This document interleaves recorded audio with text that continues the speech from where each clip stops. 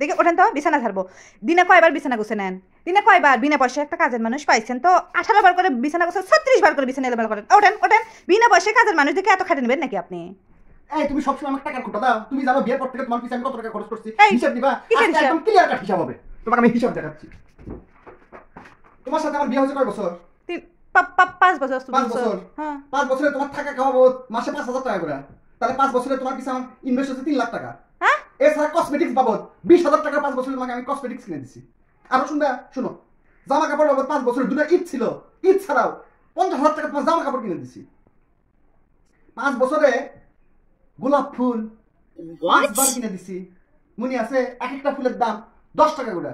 No. ওই যে মনে আছে গুড়ের চা খাবো, গুড়ের চা খাবো, উপশহরের চা তোমাকে ভালো লাগে না, মালতীনগর যায় তোমার গুড়ের চা খাওয়া লাগে। 5 বছরে 126 দিন গুড়ের চা খাওয়াইছি তোমাকে নিয়ে যায়। এক কাপ চার দাম 10 টাকা। No. সেই দিন 5 টাকা দামের একটা আইসক্রিম খেলা। আরো একটা টুকিটাকি যদি হিসাব ধরি, তুমি হিসাবই নিতে পারবে না।